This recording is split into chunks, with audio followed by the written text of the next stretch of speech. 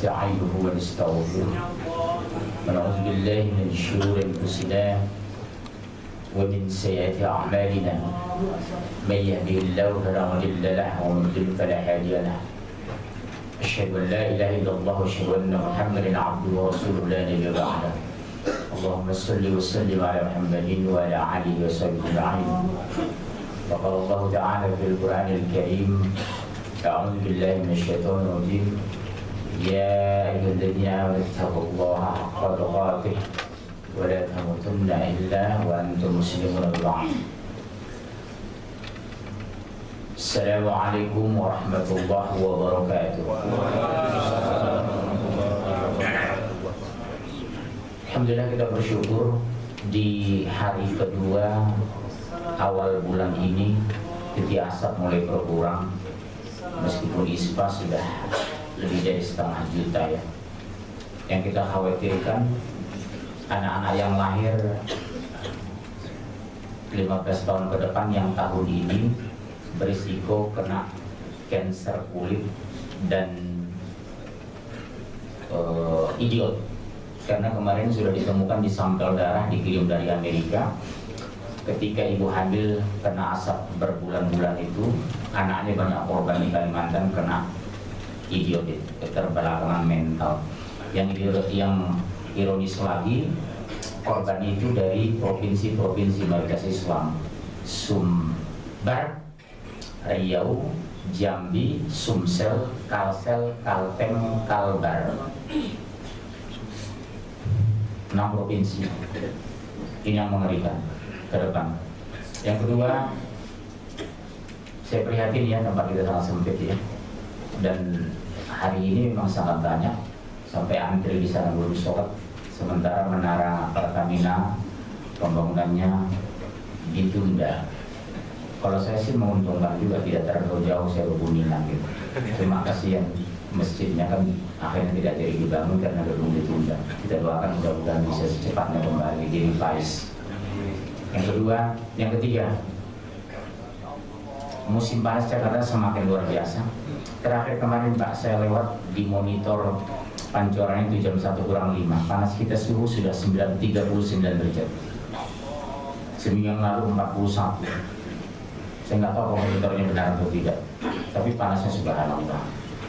Sebenarnya panas itu azab. Kata Rasulullah, ketika panas bersangatan itu neraka lebih dipanaskan. Neraka itu 2 musim Pak, musim panas dan musim dingin. Pada saat bersangatan kita boleh menunda sholat zuhur sampai tengah 2. Tapi Indonesia tidak mungkin kita lakukan karena ruangan kita AC. Itu karena bersangatan menurut hadis. Bagaimana kalau nggak punya AC, ya beli AC.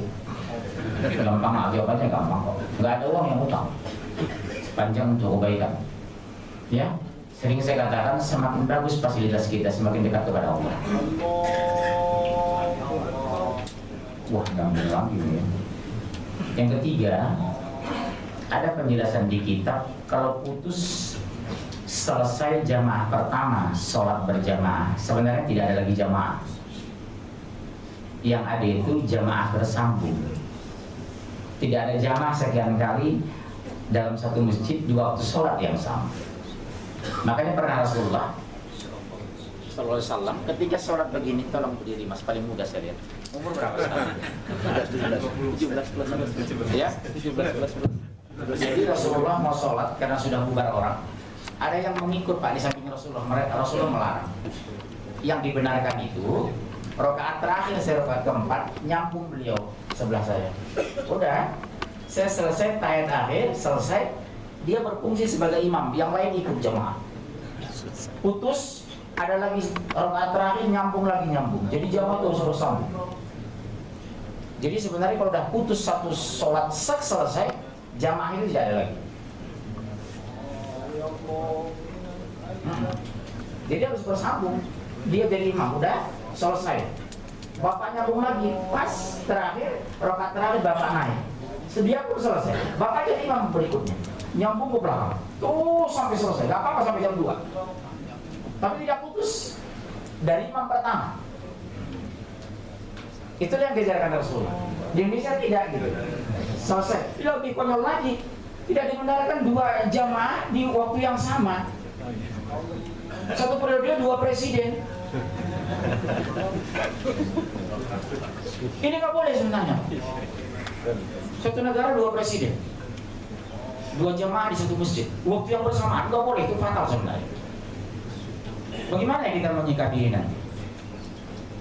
Makanya sebenarnya ini bisa dijebol nggak? Jangan biar saya bantu nanti. Potong aja angkor saya. Itu bisa kita jebol. Mungkin saya hitung sekitar 100 lagi bisa muat, Pak. Kita memetin ke sana. Tempat sepatu itu. Jangan ke sana, depan Pak sini. Bisa nggak? Kalau nggak bisa ya sudah.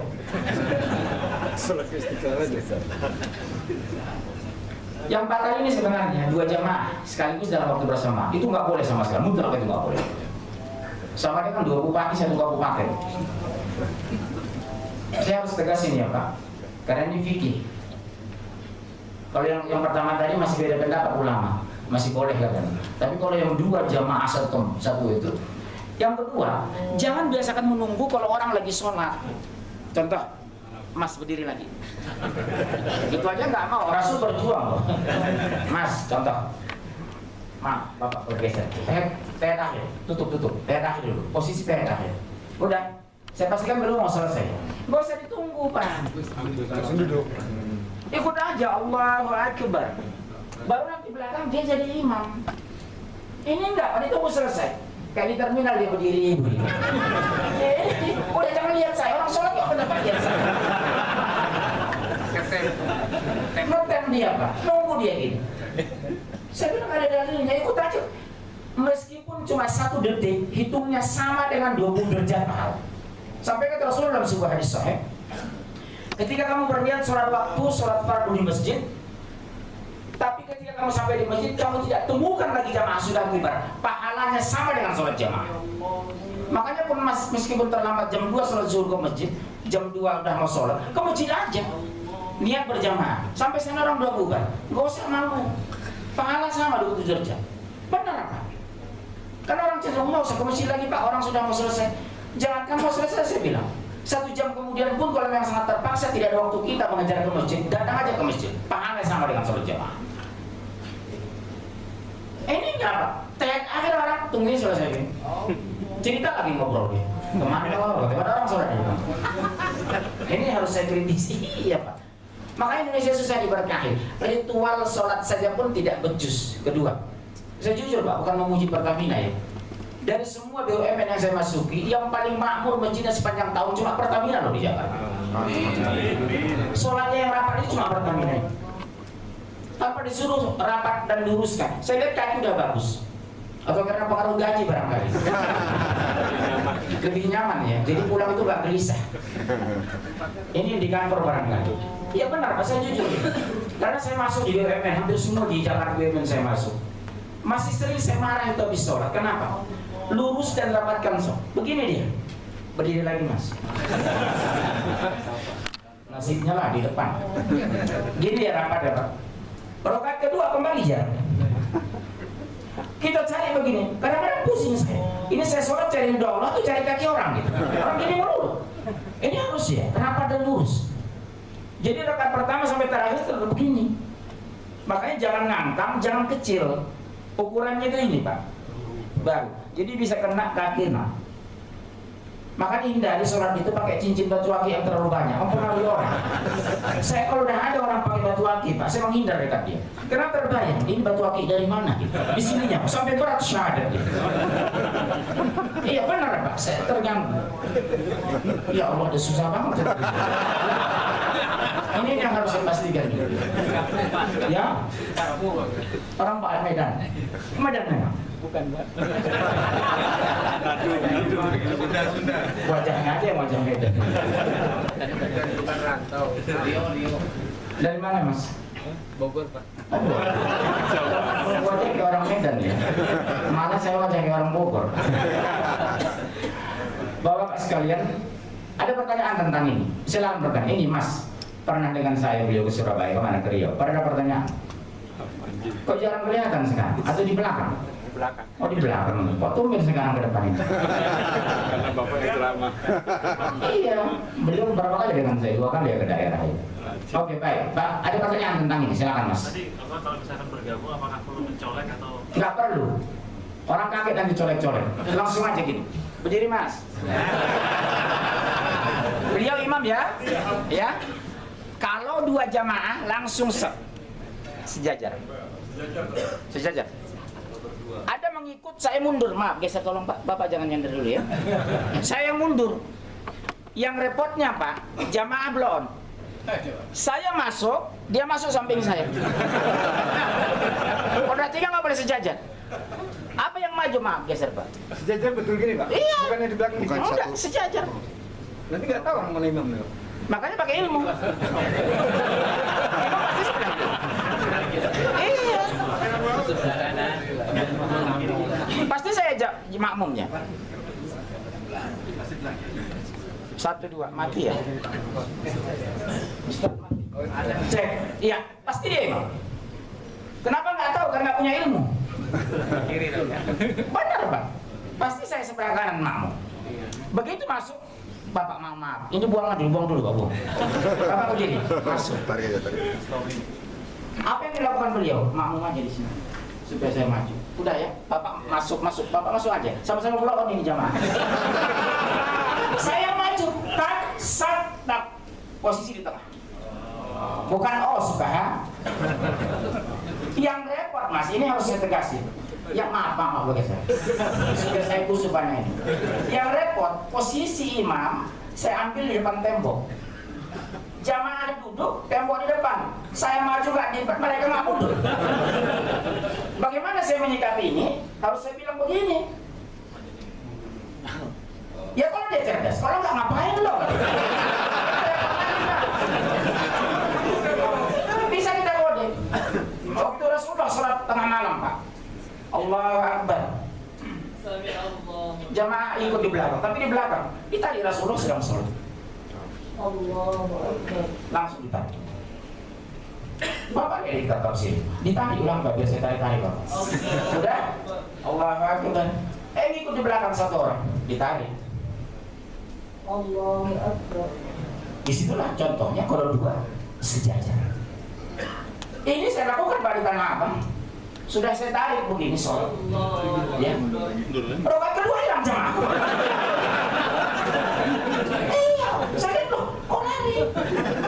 Saya panggil lagi sholat. Mas, saya bertanggung jawab dunia akhirat. Kalau berdua itu sejajar. Kecuali ada dalam masuk, mundur sama ya Pak, mundur sama Bapak. Karena ada masuk jamaah. Atau berdua, saya ngelari seperti tadi. Sat, cak, sat. Selesai. Matikan radionya 2 langkah boleh. Rasulullah pernah, pintu tertutup, si DS yang masuk. Diketok-ketok nggak ada, nggak buka. Rasulullah sedang sholat. Rasulullah maju ke depan, dibuka pintu. Supaya istrinya bisa masuk. Mundur lagi. Boleh. Ini yang belum dipahami. Yang kedua, masalah gatal. Inilah ahli tema kita jadinya. Ya. Masalah gatal, Pak. Ada gatal di sini. Yang dikatakan membatalkan sholat itu mengulang 3 kali di tempat yang sama. Puaskan aja. Iya Pak. Jadi selalu dikatakan 3 kali, makanya gini. Bukan itu pengertiannya. 3 kali mengulang di tempat yang sama. 1, gatal lagi 2, 3. Silakan puaskan. Allahu Akbar. Kalau menguap tangan kiri, sedang sholat, benar Pak. Jadi kalau menguap sedang sholat, maaf ya. Jadi Bapak jangan gini, ini menguap nasional. Ini syariah, tangan kiri, belakang ini punggung tangan. Sampai begitu diatur dalam Islam itu loh Pak. Jadi menguap kita jangan biasakan gini. Ulang setannya masuk, makanya sini. Kenapa? Tangan kiri itu identik dengan kotor, jorok, benci. Setan itu harus kita benci, makanya bikin gini. Supaya setan tidak masuk. Jika kamu bersangatan menguap ketika sholat kita Rasulullah, ditahan. Kalau nggak bisa lagi, langsung ini masuk. Bapak pernah cerita Ustaz seperti ini? Belum ya? Padahal Bapak udah 30 tahun ngaji. Betul kan Pak? Ini ada penjelasan di kitab itu begini. Tahanlah kata Rasulullah. Nggak bisa. Jadi sepanjang gerakan itu membuat Bapak tidak mempengaruhi sholat Bapak, boleh menambah gerakan di luar sholat. Tetap. Nih, Bapak sudah dari tadi berdiri ya? Kayak ajudan aja di belakang. Nah, contoh, HP bunyi sering saya tegur di masjid. Udah siap. Yang namanya manusia lupa, masuk akal kan Pak. Bunyi nadarin. Silakan aja langsung. Jangan. Ngomong dari sholat. Masuk di sini kan cabut aja. Saya di depan aja saya ambil. Saya matikan ini. Masuk. Karena ini mengganggu. Ini Pak, banyak trik-trik fikih yang belum kita ketahui. Ada pertanyaan nggak? Berapa persen Pak? Hah? Persen. Nggak perlu dijawab, tapi ditahan. Alhamdulillah, orang terganggu. Makanya saya bilang makruh mengucapkan salam kepada 7 kesempatan. 1, orang lagi ta'lim, nggak boleh kita ngomong Assalamualaikum, makruh. Yang kedua, orang lagi baca Al-Quran. Yang ketiga, orang lagi berzikir. Yang keempat, orang lagi di kamar mandi. Yang kelima, orang lagi berwudu. Yang keenam, hakim sedang membacakan amaran keputusan. Yang kedelapan, ketika sedang perang. Makruh mengucapkan salam kepada 8 situasi. Contoh, Bapak lihat, Bapak masuk pertama ke masjid. Bapak ini sedang baca Al-Quran. Teman akar pada. Makruh antum mengucapkan salam itu karena mengganggu bacaan. Atau sedang ta'lim seperti ini. Terlambat Bapak datang di rumah, ta'lim di rumah, datang keluar di rumah. Assalamualaikum, Ustaz terganggu, Bapak terganggu. Itu dijelaskan. Banyak kelihatannya positif, tapi malah makruh.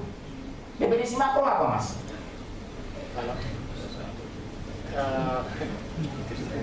Berpahala meninggalkannya. Malah Bapak berpahala untuk tidak mengucapkan salam kencang. Sedang ta'lim, sedang baca Al-Quran, sedang berzikir, sedang di kamar mandi, sedang berwudu, sedang perang, hakim sedang membaca amaran di pengadilan. Makruh menjawab, mengucapkan salam. Bapak tahu kenapa makruh? Karena kalau kita sudah mendengar salam kita di kamar mandi, otomatis harus kita ucapkan. Di pihak lain mengucapkan itu tidak benar di kamar mandi. Karena apa? Tempat najis. Jadi nggak boleh. Makruh. Ya, Mas. Siapa tadi? Mas ya. Mas tahu ya? Baru kayak baru. Kalau ternyata si imam itu lagi sholat sunnah, boleh, nggak ada masalah. Ya nggak boleh sholat jenazah. Boleh. Iya, ikut aja. Posisi antum sama dengan pahala 27 kali. Contoh, saya sudah sholat zuhur. Tiba-tiba datang tamu, datang orang di masjid asumsi ikut berjamaah dengan saya. Nggak ada masalah, kita teruskan aja. Saya dapat pahala berganda, dia dapat 27 derajat. Yang tidak boleh cuma sholat jenazah karena nggak ada ruku sujudnya. Misalnya Mas sedang sholat jenazah ikut-ikutan, sholat zuhur habis nggak dapat apa-apa. Ya, Islam itu ini yang sengaja. Ada lagi? Saya Pak. Ya Bapak. Bapak asli dari mana? Dari Medan Pak. Ya wajah kelihatan ya. Medan itu khas wajah itu. Kecuali saya sudah lembut. Allah. Ya lagi saya. Apa betul katanya kalau kita berjamaah udah nggak ada lagi tempat di kita datang terlambat tapi nggak ada lagi tempat di belakang. Kita buat satu sendiri nggak boleh. Boleh. Siapa bilang nggak boleh? Pernah saya dengar gitu kan. Makanya jangan dengan mereka. Kita harus tarik orang juga. Enggak usah dari orang bergeser semua rusak satu-satu. Itu pendapat Ustaz dulu. Saya batalkan. Udah penuh semua. Udah ya Pak? Iya. Yang kosong yang di itu, yang di belakang. Sholat aja persis posisi tengah di belakang imam. Dapat lagi masuk kanan, masuk lagi kiri, kanan kiri, posisi seimbang. Dia nggak perlu kita tarik. Kalau kita tarik di tengah, orang bergeser semua. Yang konyol itu saya temukan kemarin di masjid saya, Pak. Kami sholat subuh udah penuh saf pertama kedua. Bikin saf sendiri dia persis di pojok begini. Pada posisi anak imam. Ini salah fatal, Pak. So, langsung ke tengah begini. Ini satu saf penuh. Jadi masih banyak Pak yang salah. Terutama orang-orang yang tradisional. Anak buahnya Akil Siraj yang mengatakan orang semakin panjang jenggotnya semakin goblok. Yang goblok dia. Karena Nabi semua berjenggot. Yang berjaga. Ada pertanyaan lagi? Ada pertanyaan lagi?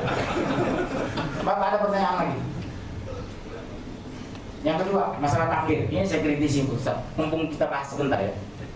Tidak ada satu dalil pun takbir itu ditunjukkan Rasul seperti Allahu Akbar, Akbar, atau Allahu Akbar sama, atau Allah batal. Begitu beratnya ngangkat takbir. Gemetaran kayak kena malaria. Saya bilang nggak usah. Allahu Akbar satu, Allahu Akbar kiri sedikit miring boleh. Yang tidak boleh itu berlebihan. 1, 2, 3 sah. Kemudian masalah bangkit dari ruku boleh dilepas, boleh ditekuk. Hadis sama-sama sahih. Kan sering Bapak temukan kan? Sami Allahu liman hamidah boleh. Allahu Akbar. Duduknya boleh ini dulu, boleh ini, sama-sama sahih. Kalau kita orang tua Pak enak langsung. Ya Pak, apalagi orang Medan. Ya langsung enak gini, set. Nggak harus gini. Di atas 40 tahun ini terasa. Ternyata saya cek hadis itu sama-sama sahih. Jadi takbir itu bisa begini, Allahu Akbar. Maksimal kuping boleh, Allahu Akbar. Standarnya ini ketemu dengan ini. Yang salah itu lagi gini.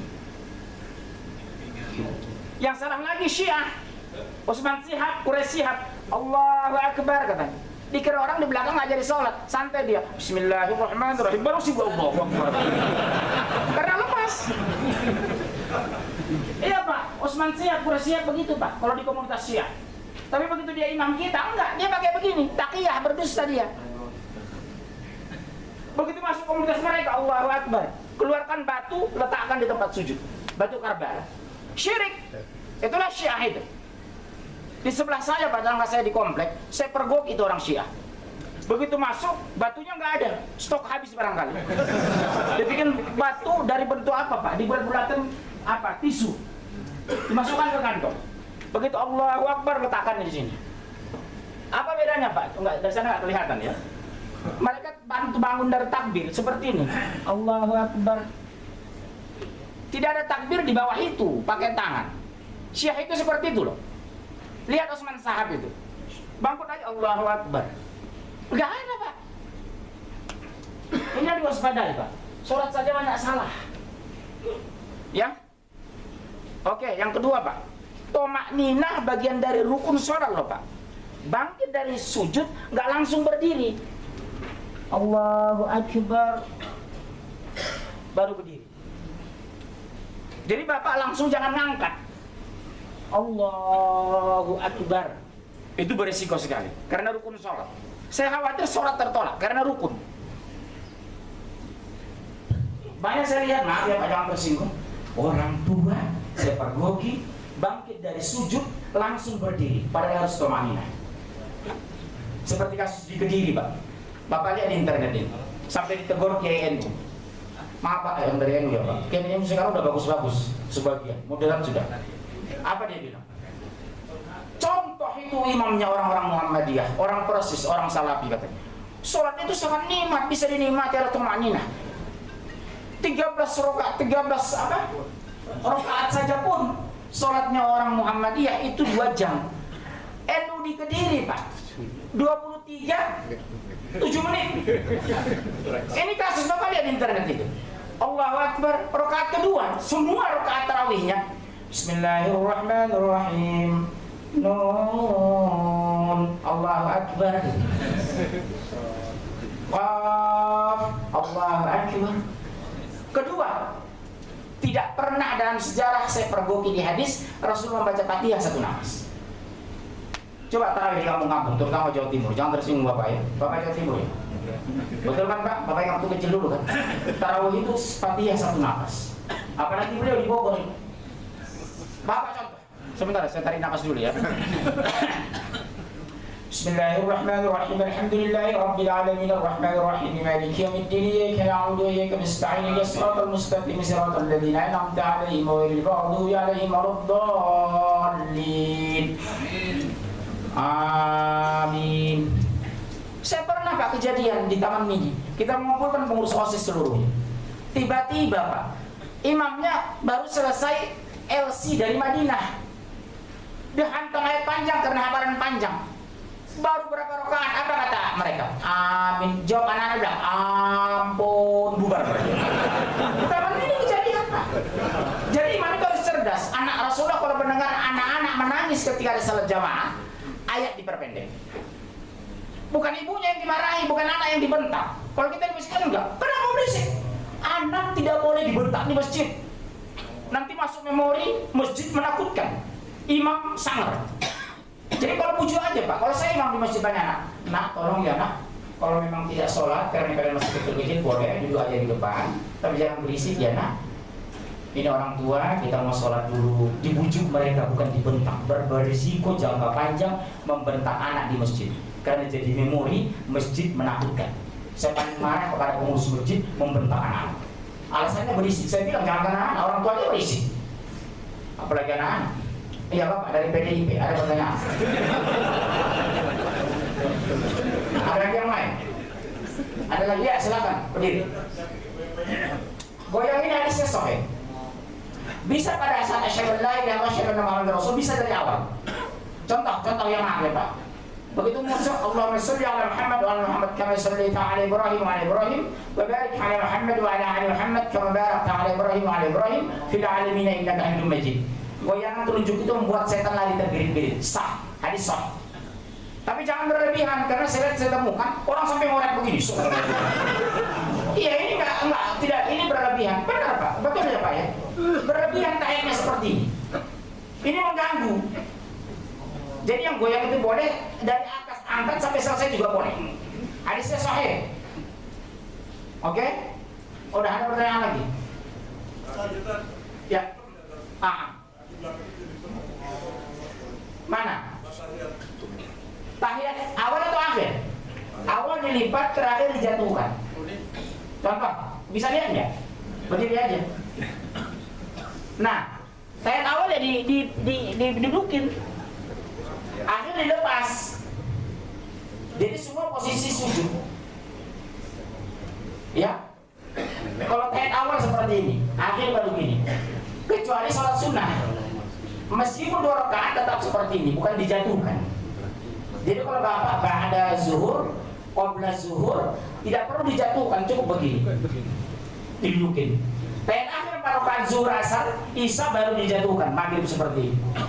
Bagaimana kondisi darurat? Boleh seperti ini, boleh. Bapak sakit, ada gangguan, kejepit saraf, kejepit utang segala macam, seperti ini.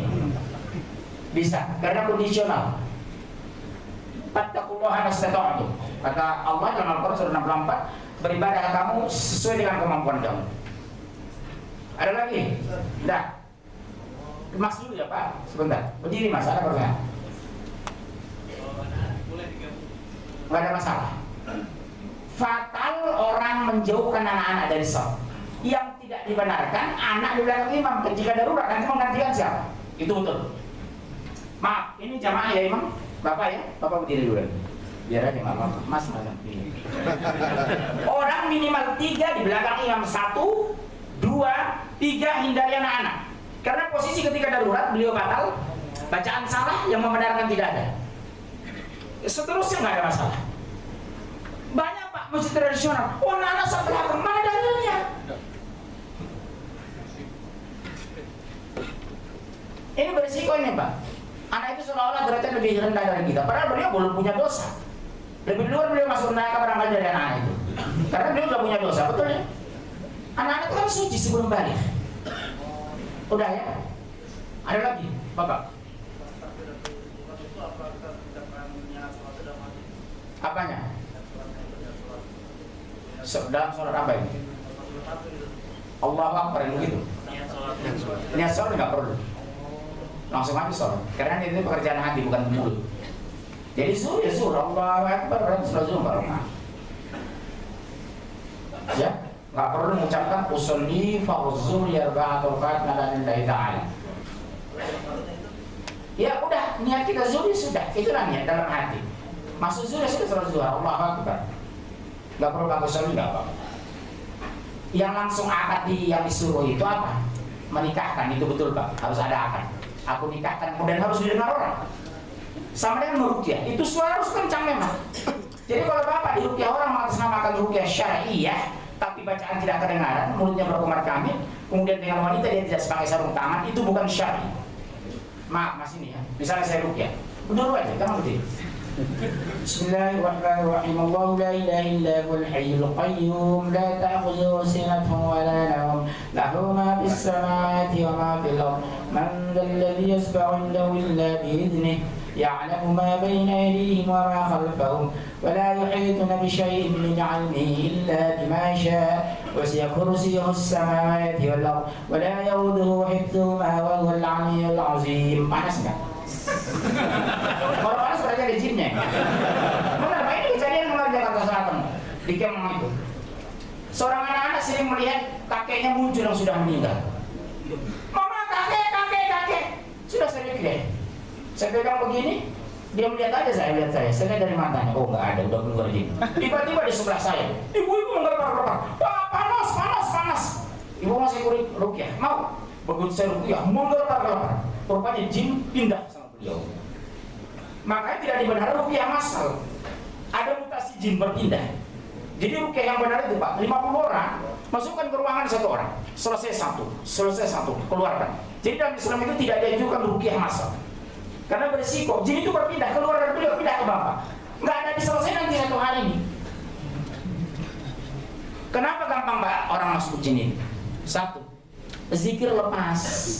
2, suka menghayal. Yang ketiga melihat yang porno-porno. Jin itu senang Pak. Disitulah masuk intervensi berpikir manusia. Makanya Bapak jangan kaget orang seperti Parkinson ini dibawa ke China kemana tidak sembuh. Ternyata setelah kita rukyah, bukan Parkinson, bukan stroke, tapi apa? Jin sudah sekian tahun masuk di aliran darah. Begitu 8 kali dirukyah bersih, selesai dia jalan sempurna. Karena persoalan masukan darah, jin sudah masuk ke aliran darah. Yang disenangi jin itu siapa Pak? Orang pikun. Yang kedua anak kecil karena zikirnya kurang. Anak saya kena yang nomor 3. Setiap malam itu melolong matanya merah. Yang ketiga, orang yang suka bertengkar dengan istrinya. Buka Al-Quran, surah 72 ayat 6. Yang cepat, saya mau pulang. 72 ayat 6. Surah jin. Akhirnya materi kita nggak apa-apa ya. Mumpung yang begini-begini malah aktual. Apalagi orang Medan ada. 72 ayat 6. Itu jelas di sana itu Ustaz. Ada mic-nya Ustaz? Langsung. Surah jin. Iya, ayat 6. Dan sesungguhnya kami mengira bahwa manusia dan jin sekali-kali tidak akan mengatakan perkataan yang dusta terhadap Allah. Ya, terus. Dan bahwasanya ada beberapa orang laki-laki di antara manusia meminta perlindungan kepada beberapa laki-laki dan di antara jin. Ya, terus. Kok gemetar bacanya? Maka jin-jin itu menambah bagi mereka dosa dan kesalahan. Bapak lihat Pak, kesesatan Ustaz. Ada di antara manusia oknum ustaz, oknum kiai, oknum paranormal, oknum dukun meminta bantuan kepada jin. Contoh, hati-hati Pak di televisi. Dia di televisi, keluarga Bapak di Cianjur. Penampilan seperti ustaz, sorban segede ban Vespa. Ya, apa dia bilang? Bu, tolong ajukan tangan ke depan monitor televisi. Ya, nama ibu siapa? Haja Suparni. Tahun berapa lah? Sekian di mana Cianjur?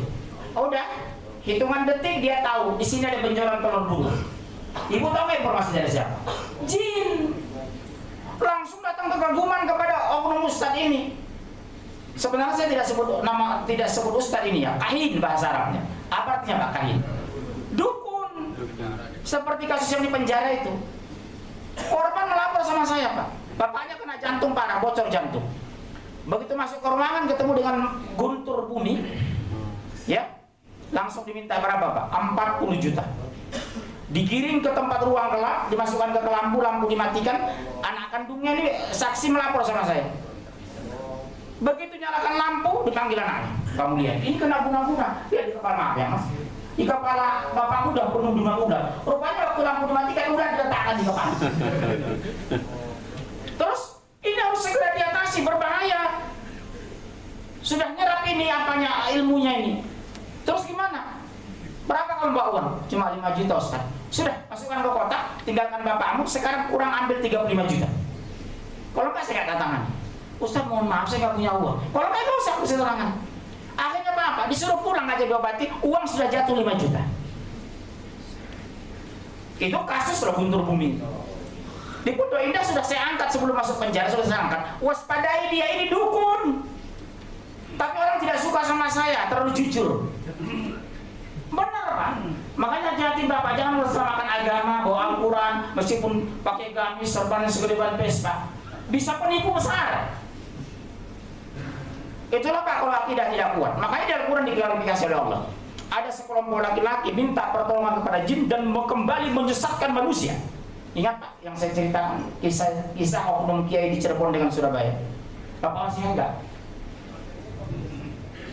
Dia bisa Pak mengisi tempat di 4 tempat waktu yang sama, tempat yang berbeda. Jam 8 pagi, jam 12 siang di sini, jam 12 siang di Istiqlal, 12 siang di Cibubur, 12 siang di Cipete. Istrinya mengagumi, istrinya ada 4 oknum ini. Dalam malam yang sama Pak, bisa jam yang sama, tempat yang berbeda, dia bisa menggauli istri 4. Yang satu bilang, tadi malam kan Pak Kiai di rumah saya. Istri kedua, enggak kok jam 8 di rumah saya. Bukan maka mereka curiga, malah apa bangga. Berarti Kiaiku hebat. Menjelang meninggal Pak bikin surat wasiat dia. Anakku, istriku, tolong kalau ayah meninggal, kamar kerja ayah jangan didobrak, jangan dibuka, jangan dilihat. Selama-lamanya, iya. Dia pun meninggal. Udah meninggal ini oknum ini. Tiba-tiba Pak, begitu dia anaknya penasaran oknum meninggal si Kiai, oknum ya. Begitu dimakamkan gak berapa lama anaknya ilmiah kan. Ada apa Papa kok melarang tidak boleh harga mati, gak boleh dibuka ruang kerja. Begitu dibuka Pak, Al-Quran sudah dimasukkan ke mulut WC. Rupanya maharnya dari jin, boleh dia berbentuk apa saja, jin menyamar bentuk dia, tapi maharnya Al-Quran harus dimasukkan ke mulut WC. Hati-hati Pak. Saya sudah antisipasi dari dulu. Hati-hati Pak orang terlalu ustaz-ustaz berlebihan itu. Jadi rukyah itu cemas. Kalau perempuan dia harus didampingi mahramnya, tangannya harus dilapis. Yang kedua suara harus kencang. Sama dengan Bapak, yang jin masuk itu kan karena kemasukan kan antum kan. Antum kalau masuk maling teriaknya enggak? Maling, maling, maling enggak kan? Maling, maling kan gitu. Sama yang ketika jin masuk ke tubuh kita harus baca kencang. Bismillahirrahmanirrahim. Alhamdulillahi rabbil alamin. Ar-Rahmanir-Rahim. Maliki yaumiddin. Iyyaka na'budu wa iyyaka nasta'in. Ihdinas siratal mustaqim. Siratal ladzina an'amta 'alaihim ghairil maghdubi 'alaihim waladdallin. Amin. 2, 1 semakin gelisah. Kedua mata menantang, ketiga mata merah. Saya pastikan itu masuk jin. Yang paling bagus Pak kalau orang habis dirukyah itu dia muntah, jinnya mati. Bagus kalau muntah. Jadi wanita yang saya rukyah kemarin itu di Kemang itu, begitu saya baca sampai 7 kali ayat kursi, muntah-muntah terus, mau muntah aja muntah. Habis muntah, selesai sadar ya. Gimana Bu? Alhamdulillah Pak hilang pusingnya. Tahu nggak Ibu tadi, jin itu sudah mati. Muntah itu matinya jin itu. Bagusnya habis dirukyah itu mati Pak. Bukan orangnya, jin jangan maksudnya. Dia bilang disuruh mati kan. Ada pertanyaan? Ada? Mau tanya cuma lupa ya? Di rumah juga ada jin? ya. Kok tahu Mas? Apa ciri-cirinya? Ya kadang kamu apa tuh lihat gitu ada suami Yang melihat siapa? orang lain. Orang lain. 2 yang Mas ambil. Orang lain kan Mas? Jujur ya? Di rumah Mas kan? Ya kan dia nggak. Jangan ketakutan. Saya mau intimidasi. Di rumah Mas. Ya. Yang melihat orang lain. Ya. 2 yang saya lakukan. 1, jangan pernah kosong baca Al-Quran di rumah. Yang kedua, orang lain itu harus dirukyah. Pasti dirinya dimasukin jin. Karena orang normal tidak mungkin melihat jin kalau dirinya tidak ada jin. Ya, apa tuh? Maaf Bapak tahu. Gendang Pamungkas, Joko Bodo, saya pastikan jin itu. Sebab kalau tidak ada jin, dia nggak bisa melihat jin. Yang melihat jin Bapak tahu siapa? Bapak tahu siapa yang bisa melihat jin? Rasulullah, Abu Hurairah. Nabi yang bisa melihat jin cuma 6 Pak. Rasulullah, siapa lagi Pak? Nabi Musa, Sulaiman, Ibrahim. Nabi saja pun tidak semua bisa melihat jin. Rasulullah pernah mau sholat, dijepitnya jin, mau diganggu Rasulullah, dikepitnya gini, sahabat bingung karena nggak bisa melihat jin kan? Kenapa ya Rasulullah? Ini ada jin yang menggangguku, dijepit Rasulullah begini. Jadi diharamkan mengikuti orang sedang dirukyah mengeluarkan kata-kata yang aneh, haram mengikutinya. Contoh, ketika saya rukyah beliau, tiba-tiba keluar dari mulutnya, saya engkong dari Cianjur, minta kopi hitam dari Medan. Keluar kau, keluar. Yang putih. Enggak boleh. Begitu antum mengikuti perintah menjadikan kopi hitam dari Medan, musyrik. Jin itu harus dilawan, bukan diikuti Pak. Makanya waktu masuk ke rumah saya, keluar kau keluar, ini rumahku keluar. Boleh tinggal di rumah ini, tapi jangan mengganggu anakku. Kan rumah kita memang ada jin Pak, ada jin Islam, ada jin kafir. Begitu aku mereka tahu anak saya yang paling kecil sekarang. Tapi syaratnya kalau dia habis subuh baca Quran, insya Allah 24 jam ke depan itu gak akan diganggu. Asal slip saja saya 6 tahun tidak baca Quran di rumah, subhanallah Pak. Akhirnya tersiksa dia tiap hari ngamuk. Jadi waspadai Pak, kalau anak Bapak ngamuk berlebihan tidak ada sebab atau sebabnya sederhana tapi besar, kedua makan banyak tapi kurus berlebihan. Periksakan dulu. Kalau secara medis tidak cacingan ya tidak sakit, kemungkinan masuk jin. Karena kemiripan kemasukan jin kena narkoba atau cacingan itu ada kemiripan Pak. Kami kasus banyak saya hadapi. Kurus tapi makan banyak atau Bapak coba sekali-sekali kalau anak Bapak tidur terpisah dari Bapak, jangan pernah kamar tidur anak dikunci. Jam 1 coba cek anak Bapak. Ini anak saya pergoki Pak. Jam 2 malam ngobrol sendiri di kamar. Sini. Subhanallah, ini udah main sama jin. Pasti dengan jin main. Paginya sekarang, nah kamu sama siapa? Kaget dia. Tadi malam ngomong sama siapa? Ayah dia loh tadi malam. Enggak emang, ngomong jujur. Ternyata katanya didatangi 2 laki-laki di kamar saya. Karena kamar rumah saya itu lama tinggal, makanya kamar sering lama tinggal, berpotensi masuk jin. Yang kedua Pak, hati-hati. Bu, ibu tolong dengar ya Bu. Maaf ya Bu, kalau ngomong sama ibu, sama anak ibu perempuan, hati-hati softtek yang masih pembalut yang ada darah itu paling disenangi jin. Kemarin kisahnya apa Pak jamaah saya? Dia sedang lagi halangan masuk ke bioskop katanya. Mendadak sebelum itu buang air kecil. Maaf ya Pak, pembalut itu berlumuran darah diletakkan saja di dalam, masuk ke tong sampah. Jam tangan dibuka, dia keluar jam tinggal. Sampai di luar mau masuk ke ruang bioskop, dia ingat jam ada. Masuk hotel lari mau mengamankan jam. Subhanallah, sekian meter jin besar sedang mengelumuti, menjilati softtek yang berlumuran darah. Yang kedua Pak, hati-hati rambut dengan kuku. Rasulullah disihir itu lewat rambut Rasulullah yang lengket disisir itu. Rasulullah sendiri pernah disihir kok. Sampai yang jangan meninggal sisa sihir itu masih ada. Makanya kuku itu kalau ada Pak, diambil, dikumpulkan, dibakar atau ditanam. Termasuk rambut ibu yang sedang menyisir itu. Jadi mediasi untuk memanggil jin itu ada 3. Pertama adalah head, kedua rambut, ketiga jin apa? Kuku, potongan kuku. Makanya hadis sahih Pak. Tidak dibenarkan kita biarkan kuku panjang maksimal 40 hari, itu hadis sahih. Jadi dipotong, dibersihkan. Karena berpotensi jin memanfaatkan itu sebagai mediasi. Ya. Oke, ada lagi yang lain? Ya, Bapak. Bagaimana menyadarkan saudara yang berprofesi dukun? Ya harus membina tauhidnya. Bahwa dikatakan bahwa meninggal itu mati fasik kalau ada profesi saudara dukun. Atau bawa ke rumah. Kita sadarkan. Memang ada saudara Bapak dukun ada. Oh ya disadarkan lah Pak, kasihan. Mereka itu mati fasik Pak karena musyrik. Berisiko kalau sedang musyrik mati kafir. Ya, diantaranya sebenarnya sederhana Pak, nggak mesti harus dukun menjadi syirik. Kita tangan gatal, jangan-jangan mau dapat rezeki. Padahal karena gerakan ini syirik ini Pak. Kalau mata berkedip, mau yang nangis, atau foto suami jatuh, jangan-jangan suami mau kecelakaan di Cibularang, atau mau saya bapak saya menjauhi. Oh cuma angkat dari sosok air mau kecelakaan, naik Pantura, itu syirik jawaban itu Pak. Oh cuma angkat sosok air. Kalau orang Sunda, usahanya apa? Pamali. Ulah dulu dia teman pamali, ulah tadi tuh pamali, ulah beli jarum malam pamali, ulah beli cincin pamali, terus kapan belinya? Ini di Sunda Saru, di Jawanya itu yang katakan, di Sunda yang bahasanya apa? Pamali itu. Ulah dulu dia teman pamali, ulah dulu makan di dia pamali, ulah makan nasi pamali, terus makan apa? Ya ini syirik sebenarnya Pak, tapi syirik yang terabaikan. Makanya kata Rasulullah, hati-hati kamu. Gunung itu dibangun dari kumpulan kerikil-kerikil kecil. Artinya apa? Syirik besar itu bisa kumpulan dari syirik-syirik kecil. Contohnya di Jawa Tengah. Tidak semua Pak, tidak semua. Indonesia jangan tersinggung. Nanti kalau mau mantu pergi ke dukun, apa itu Pak? Golek dino. Aneh panjenengan sama jenengnya Soekarno. Calon mantu panjangan Sutio. Oh corelo. Sampai ngerti Pak? Saya menjawab itu. Ngerti nggak? Berarti aku ngomong ini. Jangan-jangan lu kemasukan di sini. Subhan. Iya Mas, jangan Mas. Hari itu bagus semua. Di Indonesia bulan Sabar kan nggak boleh nikah kan Pak? Saya bulan Sabar nikahnya. Saya tantang. Orang Jawa itu kagak, istri saya kan orang Jawa asli Pak. Purwodadi. Saya bilang, Pak, sabar. Ojo, enggak, saya bilang. Iya, saya bilang paling berani. Mertua kan asli Jawa, Pak. Nun sewe, Pak. Makanya saya nggak jalan jam telur, nggak ada itu, nggak ada ini.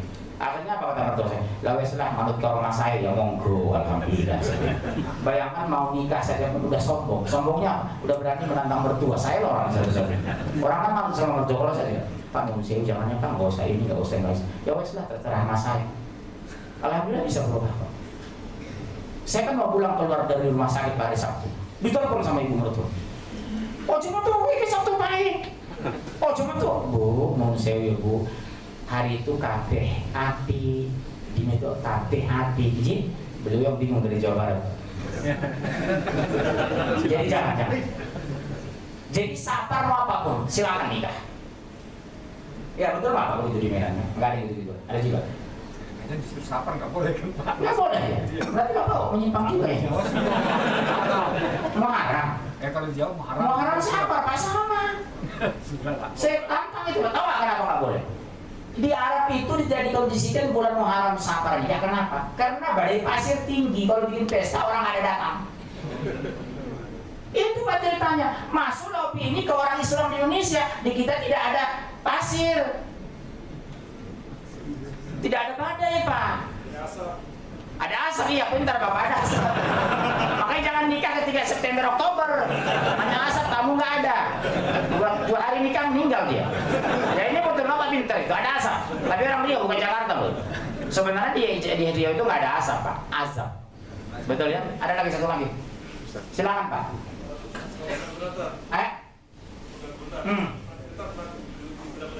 Saya ya. Panjang cerita teman-teman. 6 bulan Pak saya seperti jenazah di gudang orang, disantet. Depan rumah saya gemuruh setiap malam Jumat. Saya udah gemin. Subhanallah, ini sudah masuk guna-guna. Bapak tahu nggak kalau kita guna-guna?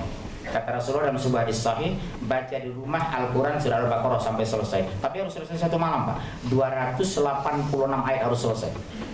Itu panjang Pak. Bagaimana menyikapinya? Kita bagi dengan anak, istri atau pembantu. Kalau kita sendiri sangat gak kuat itu kalau lagi capek. 286 ayat. Kekuatannya ini maksimal 3 hari. Hari keempat kembali baca Al-Fatihah. Baca Al-Baqarah. Karena ini hadis sahih. Orang yang di rumah dibaca surah Al-Baqarah sampai selesai kata Rasulullah, tidak dimasuki santet, guna-guna segala macam. Jadi saya kenapa santet itu 6 bulan seperti jenazah di rumah. Tiba-tiba saya tahu Pak. Datanglah surat ke rumah Pak D. Saya tahu kalau dia jujur, hebat kamu ya. Saya santet langsung dari luhur besar Banten sampai sekarang masih. Ya lupa, membuat hidup dan mati itu bukan hebat tidaknya, karena lindungan Allah. Takdir belum saya mampu. Saya sudah 6 bulan saya seperti jenazah, nggak bisa apa-apa. Disantet. Tapi alhamdulillah habis dirukyah selesai. Lihat badan saya sekarang fresh kayak Manohara, betul? Ya terus ada lagi pertanyaan. Oh ya sebab Bapak. Assalamualaikum warahmatullahi wabarakatuh. Ustaz, apakah benar jika orang sudah pernah dirukyah dia akan lebih mudah dimasukin jin? Tidak ada teori seperti ini. Pertanyaan Bapak itu begini. Apakah ada teori menyebutkan ketika orang sudah dirukyah resikonya lebih tinggi dimasukin jin? Tidak ada teori. Karena persoalan jin masuk karena kekosongan. Karena saya sakit jinnya masuk. Berzikir kurang Pak, kelelahan. Oke? Jadi rumah Bapak kalau terindikasi Bapak mau disantet orang guna-guna teluh, jangan pernah putus minimal 3 hari sekali baca Al-Baqarah, itu hadis sahih. Atau makan kurma Nabi 7 ya, itu tidak akan diganggu santet guna-guna dukun teluh. Tapi memang mahal itu Pak, sebesar-besar ini ya kurma Rasul. Oke, ada lagi Pak, siapa tadi? Silakan Mas, berdiri Mas. Nama siapa Mas? Kenapa Mas Iqbal?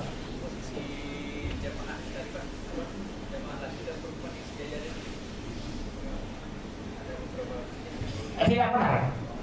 Kecuali darurat. Saat darurat tidak ada teman. Di Istiqlal saja sejajar Mas. Terawih zaman saya tahun 90-an saya aktivis Istiqlal itu sejajar Mas. Hanya dibatasi begini. Jadi sekali-sekali coba Istiqlal kalau bulan Ramadan ini. Makanya saya nggak mau sholat di sana, nggak sempurna. Jadi kecuali sangat darurat tidak ada tempat, itu lain cerita. Sama ketika ini lupa saya ngomong tadi. Ketika rakaat kedua bagi kita sudah kembali jauh, hati-hati Posisi sholat kita hari ini tidak sempurna, otomatis nilai pahala tidak sempurna. Makanya berisiko kita berjamaah dengan orang yang tidak punya ilmu. Makanya saya sering rapatkan ini. Saya tarik orang, saya rapatkan ini. Karena apa, Pak? Begitu dia jauh, potensi setan masuk. Bisa berpotensi digoda dia, bisa saya. Artinya apa? Peluang saya dihancurkan ada ketika kali sudah tidak rapat. Oleh Abdul Syirat, agak ironis pernyataan dia. Biar aja masuk setan sebagai sholat jamaah kan. Padahal setan itu udah pasti neraka jahanam. Ada dua, Pak, yang pasti surga. Dua neraka, dua surga, bisa neraka. Dua surga, para nabi, rasul, dan malaikat pasti surga. Dua pasti neraka, setan dan iblis. Dua bisa surga, bisa neraka, manusia dan jin. Makanya wa ma khalaqtul jin wal ins illa liya'budun, dan tidak akan ciptakan jin dan manusia kecuali untuk mengabdi. Begitu mengabdi dapat surga, ingkar neraka. Jadi kalau Abdul Syirat mengatakan biar aja dijarangkan supaya setan masuk dia sholat jamaah. Saya maaf ya Pak, saya boleh jujur, jangan tersinggung. Profesor yang pernah saya temukan terbodoh di muka bumi ini beliau ini. Ya saya jujur ini Pak, hati-hati Bapak ini. Yang menulis pernyataan kemarin katanya, semakin tinggi panjang jenggot semakin goblok. Padahal Pak hadisnya, selisihilah orang kafir ahlu kitab, orang Yahudi dan Nasrani memanjangkan jenggotnya, mencukur kumisnya. Dia mengatakan orang berjenggot itu goblok. Dia nggak tahu pendiri itu berjenggot loh. Pendiri Muhammadiyah berjenggot, Imam Bonjol berjenggot, Diponegoro berjenggot, Surya Paloh berjenggot, Yesus berjenggot, saya bilang. Benar Pak? Makanya kalau Bapak yang berpotensi jenggot, panjangkan Pak. Kalau Bapak besok meninggal, satu-satu sunnah Rasul yang ikut di bawah mati cuma sunnahnya jenggot. Sholat sunnah Bapak nggak bisa, sedekah sunnah nggak bisa, saum sunnah nggak bisa. Apa yang sunnah di tubuh Bapak? Ya jenggot. Lihat aja mereka sudah jenggot itu. Apa? Makanya sunnah Rasul yang di bawah meninggal tinggal jenggot ya Pak. Jadi kita doakan bapak-bapak yang tidak mau manjangkan jenggotnya, mudah-mudahan kembali ke jalan yang benar ya. Jangan malu Pak. Oke, ada satu lagi. Siapa tadi mau? Siapa Mas? Pojok kiri. Udah kalau begitu, udah keluar ya coba.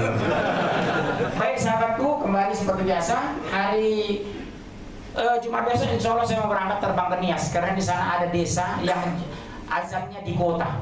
Jadi mohon bantuan untuk mualaf dan duafa yang seperti rutin. Kemarin mohon maaf ada penurunan kemarin di bawah 8 juta 6 juta. Biasanya di atas 10. Mudah-mudahan bulan ini sedekah kita kembali meningkat. Terima kasih. Mudah-mudahan apa yang kita dapatkan hari ini membuat ada perubahan di kualitas ibadah kita. Doa kafaratul majlis. Subhanallah wa bihamdika, asyhadu an la ilaha illa anta, astaghfiruka wa atubu ilaik. Assalamualaikum warahmatullahi wabarakatuh.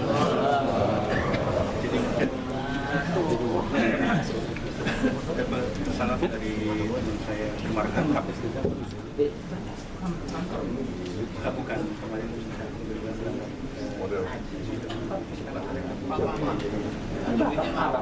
Iya. Iya dia saya mau cerita ya. Supaya ada bukti kalau saya boleh. Kalau yang masuk 2 orang mana yang mana? Gak usah dibuka.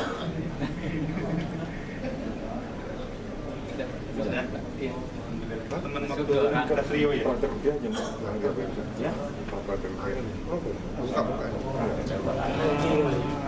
Dingin jangan. Dingin. 2 hari. Dingin. Tadi udah kedokteran. Bisa ngelakuin Jadi kalau nggak baca, kalau nggak paham bacanya Al-Fatihah sekali, Al-Ikhlas 3 kali, Al-Falaq 3 kali, Anas 3 kali, ayat kursi bisa 3, 5, 7, 9, 11. Jadi nggak juga keluar, ayat kursi berbanyak. Al-Fatihah sekalian. Iya, Al-Fatihah sekali. Al-Ikhlas, Al-Falaq, Anas, ayat kursi bisa 7 kali. Lakukan. Kalau sudah sunat tadi usaha. Jadi kan saya mau backup di saya. Terus masih Atau udah ahli nggak? enggak, ada ibu sama ibu, ada orang yang lain. memperkeman tuh. Enggak, ibu saya undang Harus profesional ya, bukan. dia mau ngali bekam, kita undang ke rumah terus dia membaca kata saya diganggu kata. Bisa jadi ketahuan. Terus katanya si setan itu cemburu sama istri saya. Waduh, Kok bisa terjadi? Iya tuh. Jamaah saya baru meninggal, ambil S2 keluar negeri. Si beliau ini mau nikah, laki-laki ini mau S2 ke Jerman, ke Jerman. Setan itu cemburu. Akhirnya apa? Dia kondisikan akhirnya meninggal itu satu jam dimasuki meninggal. Memang benar. Betul. Meninggal kemarin kawan jamaah saya di Jakarta Selatan karena cemburu. Terus kan ada pohon Jadi kamboja. cara terbagus ada pohon kamboja ya, Katanya matikan ya, nggak boleh. disenangi izin.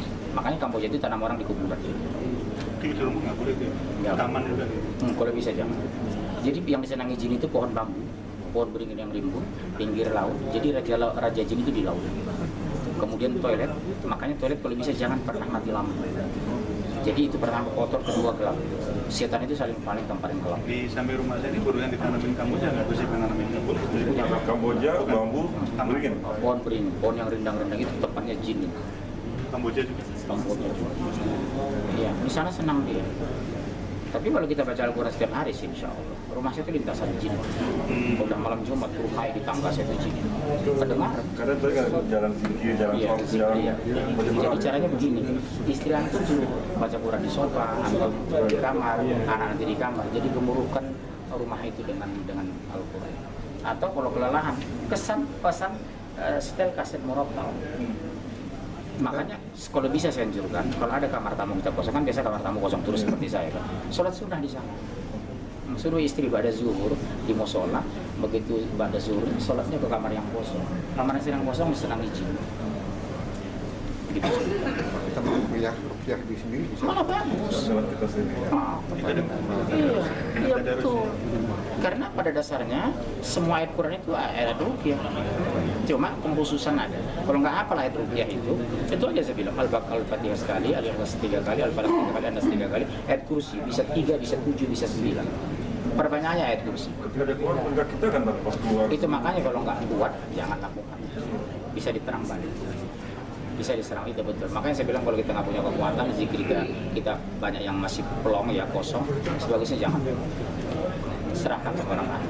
Makanya dari perintah dengan sholat tadi, kalau kita ketika maju rakaat pertama atau kedua masih Al-Fatihah, setengah Al-Fatihah lah. Kemudian lalu dari sebelah kita langsung selesaikan Al-Fatihah film hati atau langsung Nggak perlu. keraskan, Ini langsung dikeraskan. siapanya? Ditanya di belakang. Imam, Surat apa ini?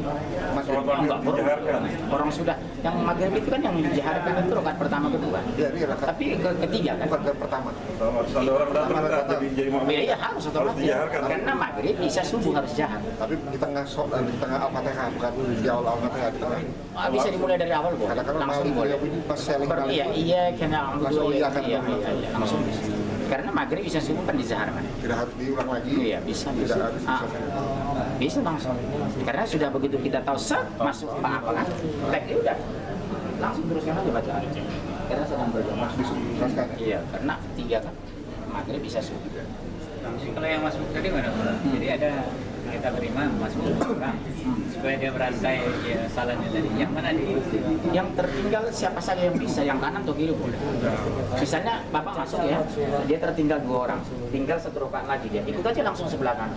Kan di sana juga mungkin ada yang tertinggal juga. Apa ini? Makanya itulah salah satu. Enggak boleh dua imam di satu masjid. Tadi 3 kan? Sampai 3 enggak boleh. Yang betulnya bersambung terus ya. Bersambung terus, selesaikan dulu 1, masuk 1, udah berarti dia nyambung terus, nanti terus nyambung. Iya, Kalau itu kita kalau masuk- satu, kalau dia mungkin ada 3 orang yang masuk nih, di Dia sini, masuk, sini ya. satu, di situ satu masih lanjut kan situ satu. Yang mana yang kita pilih? Oh, yang Imam kita ikutin dah. Terserah, karena kita nggak tahu mana yang paling tua sholat. Iya, nggak tahu kita. Iya. Kecuali bapak tahu begitu berwudu, bapak pergoki sebelah kanan ada berjamaah, masukin ke sana yang paling. Kalau bapak nggak masuk ke sana, berarti bapak sepakat di masjid itu ada 2 imam dalam waktu bersamaan, itu yang nggak boleh. Bapak kan nggak tahu Kecuali sholat itu udah selesai. Iya. Sebenarnya udah selesai, waktu udah selesai itu Rasulullah dipegang. Iya. Jadi maaf ya. Jadi sahabat itu datang, begini megang Rasulullah. Rasulullah bilang gini. Cuma saya nggak berani menjelaskan ini kan masih ribut jadi kontroversi. Pada Swahili loh. Dia maksud tadi begitu sudah salam semua selesai, satu orang datang ini baru boleh mendirikan sendiri. Enggak juga sebenarnya. Di masjid itu tidak ada 2 kali sholat kecuali bersama. Makanya tadi kan sudah tahiyat akhir ya, tahiyat akhir berdiri. Sudah, saya langsung duduk. Bapak coba bapak contoh. Saya kan masuk kan Pak, udah. Saya langsung aja duduk. Udah, Begitu assalamualaikum beliau, saya berdiri, baru ikut orang di belakang. Oh gitu. Nah, maksudnya udah selesai semua. Enggak, masih ada satu tertinggal. Kalau misalnya Kalau tidak ada satu, enggak ada jamaah. Nggak ada jamaah lagi, sendiri tak boleh. Nggak jamaah, Oh, satu iya. satu. Sendiri-sendiri. kalau yang walaupun yang datang pun banyak sendiri. Betul, iya. Maka Rasulullah menolak. Cuma saya nggak berani menselesaikan hadis ini, karena kontroversi nanti. Betul, betul. Karena banyak begitu. Betul. Selesainya ada lagi Jadi baru. yang paling bagus itu bersambung. Terakhir berdiri, berarti saya jadi imam sekarang kan? Oh terakhir, rokat keempat. Oh, iya, Mungkin di sini kondisi juga tempat. tempat kan, begitu udah pergantian kan jadinya kan nggak bisa gitu selesai. Nah makanya masalah hadis ini ulama beda pendapat. Ada yang membolehkan karena kondisional. Di airport betul, makanya imam yang cerdas itu habis salam dia harus bangkit karena orang antri duluan. Jangan lagi berzikir. Ini enggak, sudah jelas di belakang antri dia Allahumma anta salam minka salam.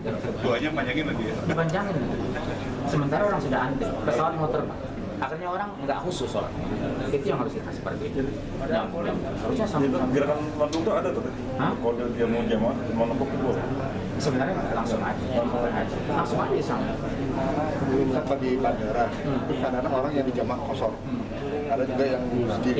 Yang langsung. Dipisah atau memang mendirikan Ngomong aja. Seperti saya kemarin di Jakarta Selatan tuh, saya mau jamaah kosor sama istri saya, orang mau ikut harus diomongin, Pak, kita jamaah kosor. Dia bolehkah saya ikut dia sama saya? Boleh. Ketika saya salam, dia bangkit rakaat ketiga dan keempat terus. Tapi harus kasih tahu. Seperti saya kalau ke ITB ya, Mas, saya ini musafir dari Jakarta.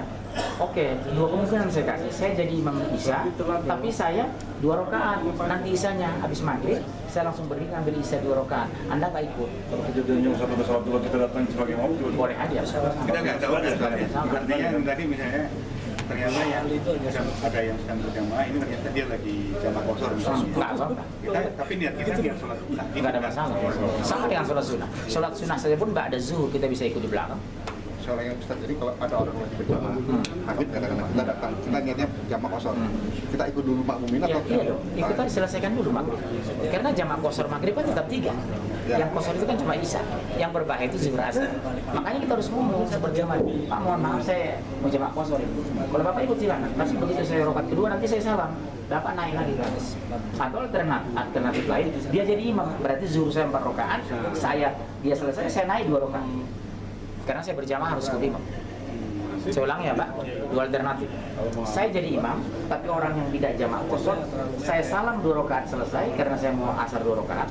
Dia berdiri ke rakaat 3 dan 4. Alternatif kedua, saya berjamaah dengan dia sebagai makmum. Begitu dia salam 4 rakaat, saya naik lagi komat. Istighfar 3 kali. Assalamualaikum warahmatullahi wabarakatuh. Astagfirullahaladzim, astagfirullahaladzim, komat.